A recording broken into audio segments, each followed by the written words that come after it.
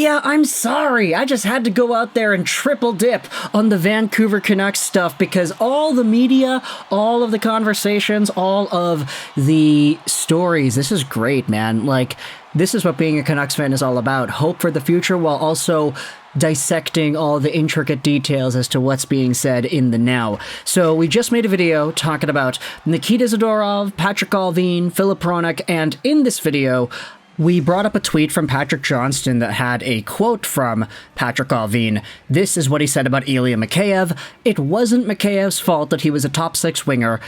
That was my fault.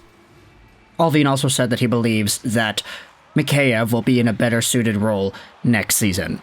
Now, as we had said in the last video, Patrick Allvin admitting this mistake is a pretty interesting thing, especially when he said, yeah, no, it's my fault that this guy was a top six winger on our team. And at the same time, there's an interesting conversation to be had about, okay, so Patrick, you want a $4.75 million guy in your bottom six? Is that what I'm reading here? Of course, Mikheyev is way overpaid. The way that he plays and his services, what he provides, it is not worth anything near $4.75 mil. So at the end of the day, we can all acknowledge that stylistically, in terms of what he accomplished and what he provides the team, Ilya Mikheyev just was not a positive asset for this team in the second half of the year. And what I wanted to do with that idea was go over to a video segment on the recent episode of the Sekeres and Price show, where you had former Canuck and TSN insider Frank Corrado go out there and make a few comments about Ilya Mikheyev. The link to the video will be in the description. Of course, the full episode is also available on Sekeres and Price's socials, but this is what Corrado goes out there and says.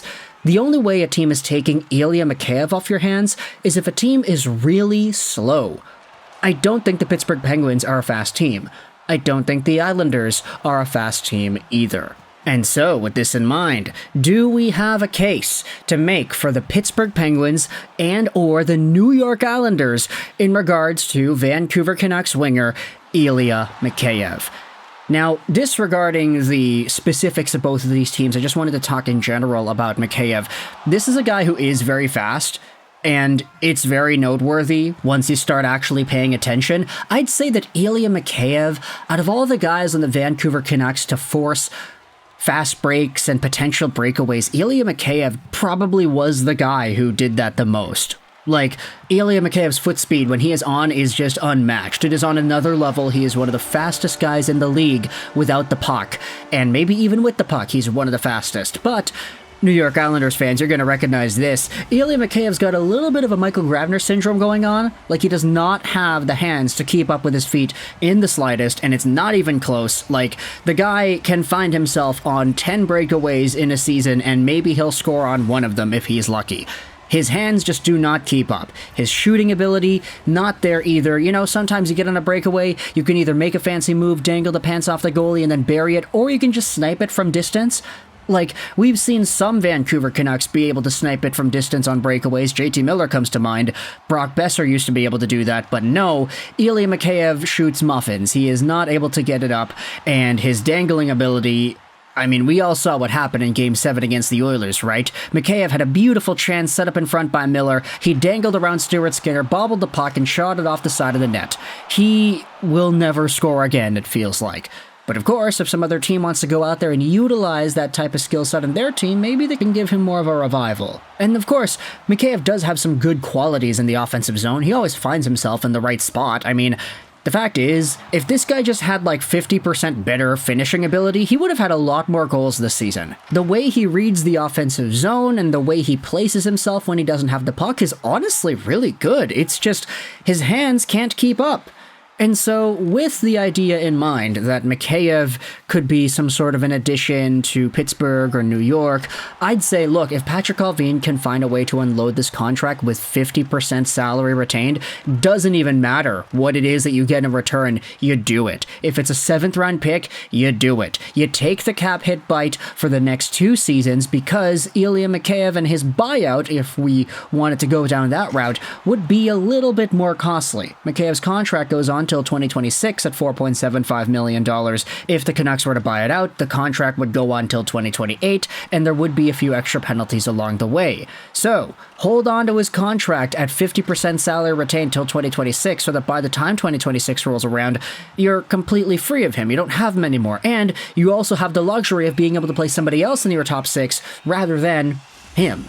If any one of these teams wants to collaborate and say, okay, we'll take him at 50% salary retained, we'll play him as a bottom six depth option, then okay, that's actually fine. Ilya Mikheyev can play a pretty solid board battle game, and he's not the worst defensively. So there certainly are qualities that make him an NHL caliber athlete. It's just whatever it is you expect out of a guy who's playing in your top six with a bunch of foot speed, you weren't getting out of Ilya Mikheyev. Sure, he had 31 points in 78 games played this season, but a lot of that was in the first half of the year. He had 0 points in the playoffs. In a good chunk of these games, he was playing with Elias Pettersson, whom, as we have said, he was injured this season, so maybe it's not the best indicator of his true talent level, but still, for Ilya Mikheyev going over to a team like New York, where they love to play that defensively minded style, they have some good defensive responsible guys in their forward core, they're probably losing out on a bunch of physical tools. I mean, Kyle Clutterbuck and Matt Martin are getting up there, and they are some of the most aggressive body checkers the NHL has ever seen, quite literally. So who knows if there could be a role to fill up there. Not to say that Ilya Mikheyev is like the most check-heavy guy, but his foot speed and defensive responsibility certainly would bode well. You could say for the Pittsburgh Penguins, maybe they do need some speed to play with Sidney Crosby. Look, if Elias Pettersson with tendonitis in his knee couldn't fix Mikheyev, then maybe it's Sidney Crosby's turn. Who really knows? I mean, Crosby has turned every random ragtag winger he's ever played with into a stud. And it just gets amplified even more when the guys that he's playing with are actually, like, you know, amazing. Not to say that Chris Kunitz or whomever was like a total bum, but still, Chris Kunitz playing with anybody else may not have had the same amount of success as he did. Now, I know he was a Stanley Cup champion with Anaheim, which didn't have Crosby, of course, but still, the point remains. Maybe Sidney Crosby is all that Ilya Mikheyev needs to make things go his way. So if you are a fan of the New York Islanders and or the Pittsburgh Penguins, I don't know why I said and or, maybe just or, let me know your thoughts in the comments section below about your team going out there and potentially acquiring Ilya Mikheyev. This dude is one of the fastest son of a guns you'll ever see, but his value is very much off puck in comparison to with the puck on his stick beyond that. So if you guys need a little bit more speed, like Frank Corrado says, you maybe need a penalty killer, then hey, Mikheyev is your guy. I will say, he isn't that bad on the penalty kill. Like, he forces some rushes once in a while the opposite way. He certainly is useful in that respect, but then again, longer term, in the next 2 seasons or so, as this contract goes on, at $4.75 million, that's a lot of dough to take on. Maybe Vancouver could send Mikheyev to a team like Chicago. Who really knows? They need to hit the cap floor, right? Take on the full salary, and the Canucks will give you a 6th-round pick or whatever. Ilya Mikheyev and a 3rd for a 4th-round pick from Chicago. How does that sound? I don't know. I'm just kind of tossing stuff out there. Let me know your thoughts in the comment section as to this Mikheyev trade idea and whether or not you think it actually would fit. Link is going to be in the description if you want to go ahead and listen to the Harrison Price episode. I hope you enjoyed this video. And bye.